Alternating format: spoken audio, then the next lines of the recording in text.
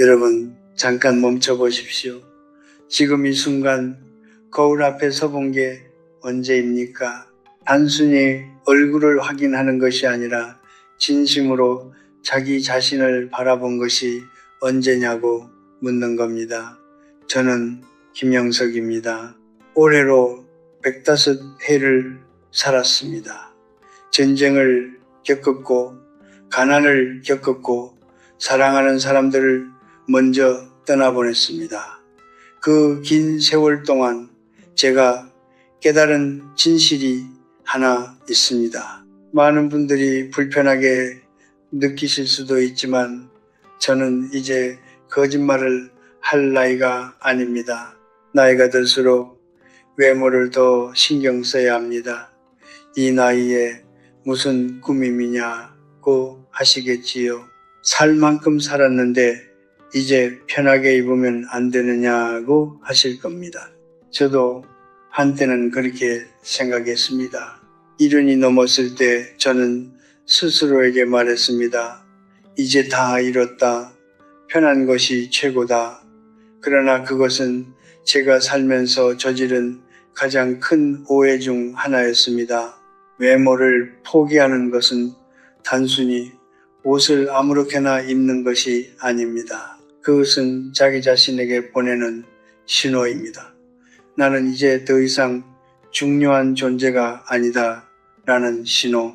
그리고 무서운 것은 주변 사람들도 그 신호를 읽는다는 사실입니다. 말 한마디 없이도 설명 한 줄 없이도 흐트러진 모습은 말합니다. 그리고 세상은 듣습니다. 저는 지난 100년 동안 수많은 사람들의 시작과 끝을 지켜봤습니다. 젊어서 화려했지만 노년에 스스로를 놓아버린 사람들, 그리고 90이 넘어서도 단정하게 앉아 차를 마시던 사람들, 그 두 부류의 삶이 어떻게 달랐는지 저는 너무도 선명하게 기억합니다. 차이는 재산이 아니었습니다. 학벌도 아니었습니다. 자기 자신을 어떻게 대했느냐, 그것이 전부였습니다. 오늘 저는 여러분께 5가지 이유를 말씀드릴 것입니다. 왜 나이가 들수록 외모에 더 신경을 써야 하는지, 이것은 허영의 이야기가 아닙니다. 체면의 이야기도 아닙니다. 이것은 존엄의 이야기입니다. 살아있는 동안 끝까지 자기 자신을 존중하는 것에 대한 이야기입니다. 잘 들어보십시오. 이 이야기는 여러분의 이야기입니다. 제가 50년 넘게 알고 지낸 친구가 있었습니다. 그는 평생을 교사로 살았고 퇴직할 때까지 언제나 단정한 사람이었습니다. 와이셔츠의 단추는 항상 끝까지 채웠고 구두는 늘 닦여 있었습니다. 그런 그가 퇴직 후 어느 날부터인가 달라지기 시작했습니다. 처음에는 그저 편한 옷을 즐기는 것처럼 보였습니다. 하지만 1년이 지나고 2년이 지나자 그의 변화는 단순히 옷차림에서 그치지 않았습니다. 말수가 줄었고 눈빛이 흐려졌으며 앉는 자세조차 무너졌습니다. 그의 자녀들은 처음에는 걱정했지만 어느 순간부터는 그를 마치 돌봐야 할 짐처럼 대하기 시작했습니다. 그 친구는 제게 말했습니다. 나는 아무것도 변한 게 없는데 왜 사람들이 나를 이렇게 보는지 모르겠어. 저는 그에게 조용히 말했습니다. 자네가 먼저 자네 자신을 그렇게 봤기 때문이야. 옷차림은 단순한 천조각이 아닙니다. 그것은 자기 자신에게 보내는 가장 일상적인 메시지입니다. 아침마다 거울 앞에 서서 옷을 고르고 단추를 채우고 머리를 빗는 그 짧은 시간, 그 시간은 세상을 향한 준비인 동시에 자기 자신을 향한 선언입니다. 나는 오늘도 여기 있다. 나는 아직 살아있다. 나는 여전히 가치 있는 사람이다. 이 선언은 누구에게 들릴 필요가 없습니다. 자신의 내면이 들으면 충분합니다. 심리학자들은 이것을 구현된 인지, embodied cognition라고 부릅니다. 몸의 상태가 마음의 상태를 만들어낸다는 뜻입니다. 구부정하게 앉으면 우울감이 커지고 반듯하게 앉으면 자신감이 생깁니다. 단정하게 차려입으면 뇌는 스스로에게 신호를 보냅니다. 오늘 나는 준비가 됐다고. 105해를 살면서 저는 이 진실을 몸으로 배웠습니다. 철학책보다 더 확실하게 저는 90이 넘어서도 외출할 때마다 옷깃을 바로잡습니다. 누가 보기 때문이 아닙니다. 아무도 없는 날에도 그렇게 합니다. 왜냐하면 그 행동이 저에게 말해주기 때문입니다. 김영석, 너는 아직 이 삶을 진지하게 살고 있다고 그 말이 필요합니다. 나이가 들수록 더욱 필요합니다. 세상이 점점 우리를 투명인간 취급할수록 우리는 스스로를 더욱 또렷하게 바라봐야 합니다. 자존감은 누군가가 우리를 칭찬할 때 생기는 것이 아닙니다. 그것은 아무도 보지 않는 아침 혼자 거울 앞에 서서 자신을 제대로 대우할 때 조용히 자라납니다. 옷 한 벌이 인생을 바꾸지는 못합니다. 그러나 옷을 대하는 태도는 당신이 자신의 삶을 어떻게 대하고 있는지를 그대로 드러냅니다. 오늘 아침 여러분은 어떤 마음으로 옷을 입으셨습니까? 자녀는 부모를 사랑합니다. 그것은 사실입니다. 그러나 사랑과 존중은 다릅니다. 사랑은 감정입니다. 존중은 태도입니다. 그리고 태도는 우리가 인정하고 싶지 않더라도 눈에 보이는 것에 의해 형성됩니다. 저는 이것을 오랜 세월 동안 수많은 가정을 보면서 깨달았습니다. 불편한 진실이지만 외면한다고 사라지지 않습니다. 부모가 스스로를 돌보지 않을 때 자녀의 마음속에는 천천히, 아주 천천히 하나의 인식이 자리를 잡기 시작합니다. 의도한 것이 아닙니다. 의식적인 것도 아닙니다. 그러나 인간의 뇌는 본능적으로 패턴을 읽습니다. 항상 흐트러진 모습, 무기력한 자세, 아무 옷이나 걸친 모습이 반복되면 자녀의 무의식은 그 부모를 보살핌이 필요한 존재로 분류하기 시작합니다. 그 순간부터 대화의 무게가 달라집니다. 부모의 말이 조언으로 들리지 않고 하소연으로 들립니다. 부모의 존재가 동반자가 아니라 부담으로 느껴집니다. 자녀가 나쁜 것이 아닙니다. 인간이 그렇게 작동하는 것입니다. 반대로 저는 80이 넘어서도 단정하게 차려입고 허리를 굳게 세우고 앉아있는 어머니를 둔 지인을 알고 있었습니다. 그 집 자녀들은 어머니 앞에서 자연스럽게 자세를 바로잡았습니다. 목소리도 가다듬었습니다. 무의식적으로 경의를 표한 것입니다. 그 어머니가 특별히 엄격했기 때문이 아닙니다. 스스로를 품위 있게 대우했기 때문입니다. 품위는 요구하는 것이 아닙니다. 풍기는 것입니다. 이제 세 번째 이유를 말씀드리겠습니다. 외모를 가꾸는 것은 정신 건강과 직결됩니다. 저는 이것을 철학적 명제로 말하는 것이 아닙니다. 제 몸으로 경험한 사실로 말하는 것입니다. 나이가 들면 아침이 무겁습니다.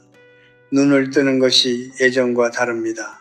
몸 여기저기가 아프고 오늘 해야 할 일이 딱히 없으며 만날 사람도 줄어듭니다.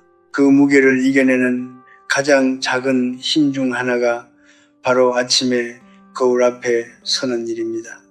세수를 하고 머리를 빗고 깨끗한 옷으로 갈아입는 그 짧은 의식.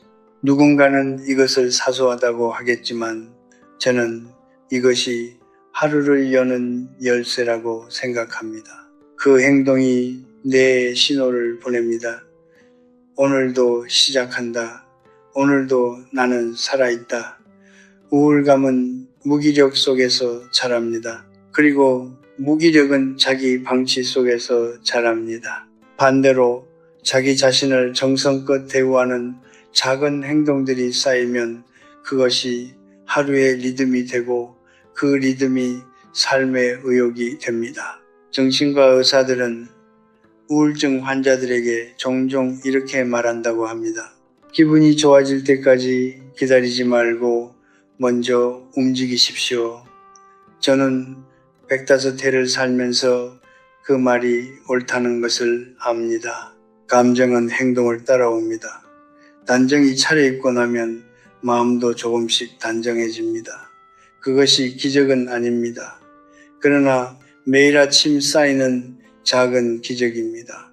자녀에게 존중받고 싶으십니까? 먼저 자신을 존중하십시오.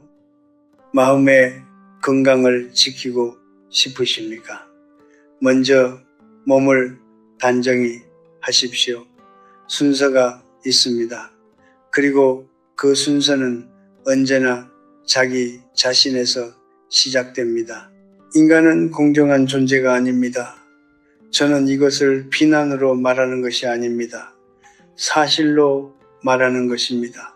105해를 살면서 저는 인간의 본성을 있는 그대로 바라보는 법을 배웠습니다. 우리는 서로를 만날 때 말을 듣기 전에 먼저 눈으로 판단합니다. 이것은 교육의 문제가 아닙니다. 도덕의 문제도 아닙니다. 수만 년에 걸쳐 형성된 인간의 본능입니다.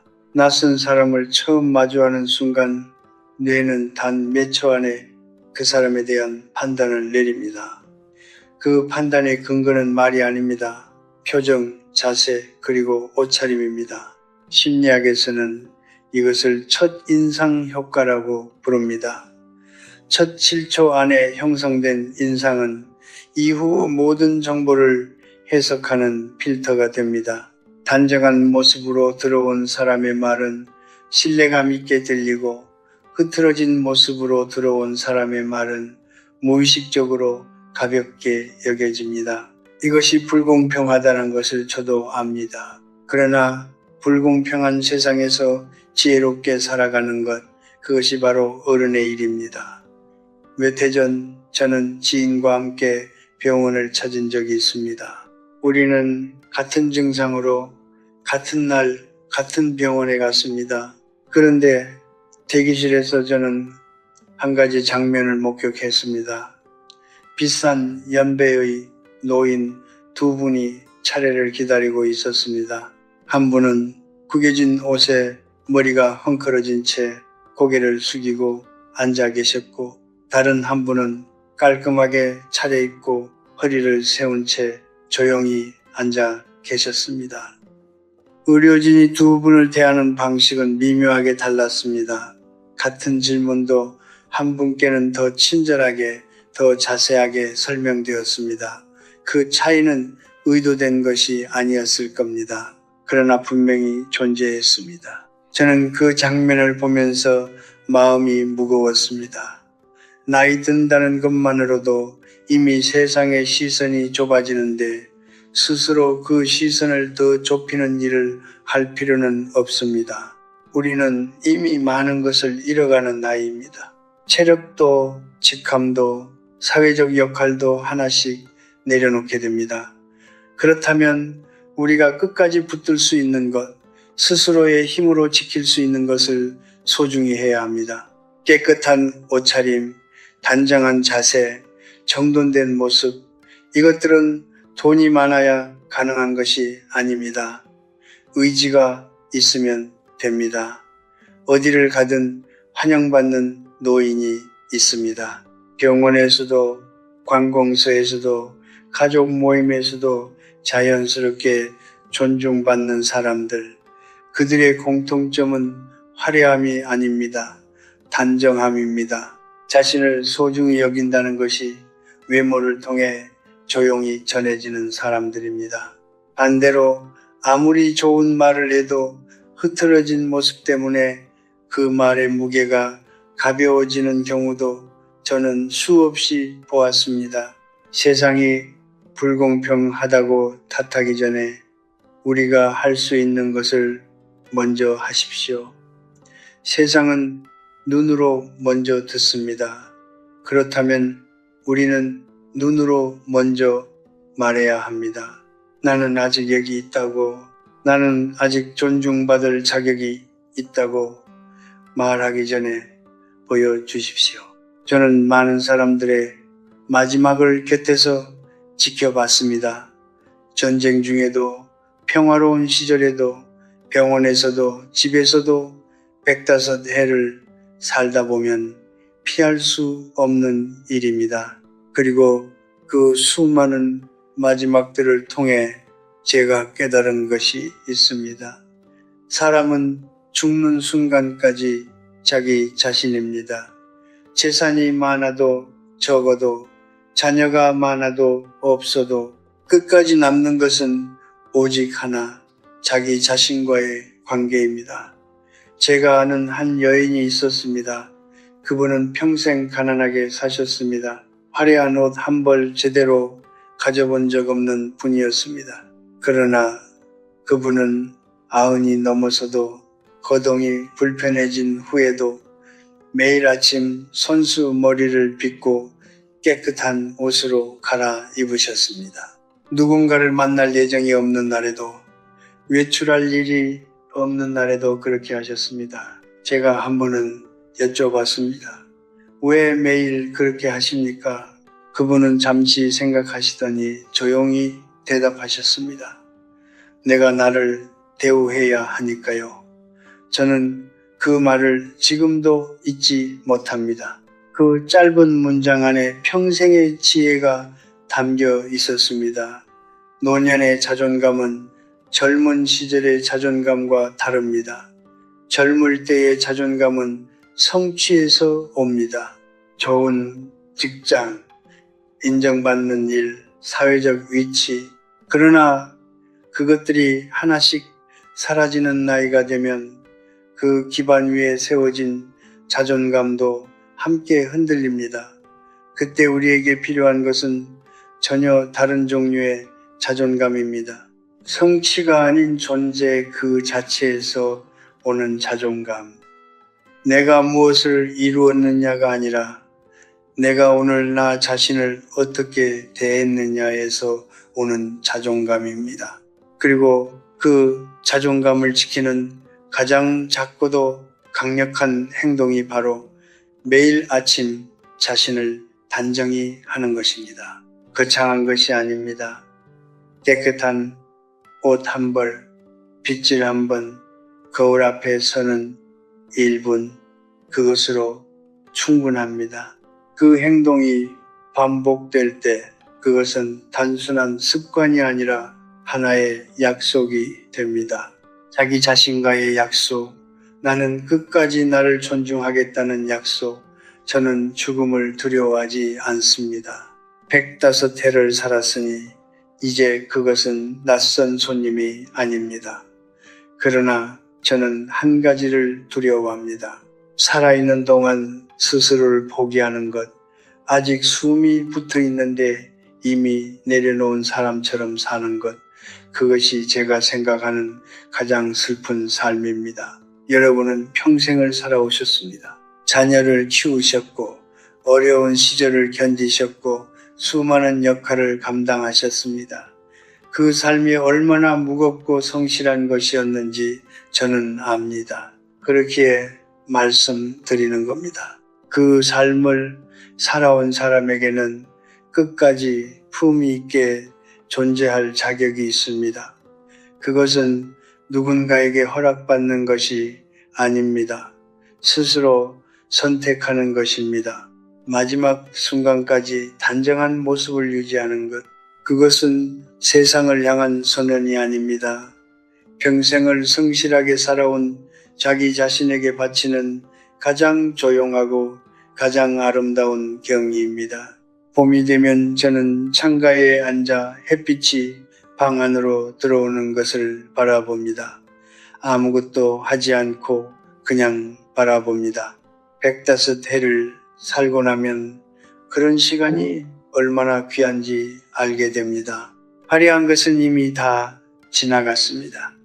큰 목소리로 인정받던 시절도, 바쁘게 달려가던 시절도, 이제 남은 것은 이 조용한 아침, 이 따뜻한 햇빛, 그리고 거울 속의 나 자신입니다. 저는 오늘 여러분께 5가지 이유를 말씀드렸습니다. 옷차림은 침묵의 선언이라는 것, 단정한 모습이 자녀의 태도를 바꾼다는 것, 자신을 가꾸는 일이 마음의 건강을 지킨다는 것, 세상은 눈으로 먼저 듣는다는 것, 그리고 마지막 자존감은 오직 자기 자신을 위한 것이라는 것, 이 5가지는 따로 존재하지 않습니다. 모두 하나의 뿌리에서 나옵니다. 자기 자신을 어떻게 대하느냐, 그것입니다. 저는 이제 거의 모든 것을 내려놓았습니다. 교수직도, 사회적 역할도, 젊음도, 그러나 내려놓지 않은 것이 있습니다. 매일 아침 깨끗한 옷으로 갈아입는 것, 거울을 보며 옷깃을 바로잡는 것, 그 작은 행동 하나를 저는 끝까지 지킬 것입니다. 왜냐하면 그것이 제가 저 자신에게 할 수 있는 가장 정직한 약속이기 때문입니다. 나는 아직 여기 있다고. 나는 아직 이 삶을 진지하게 살고 있다고.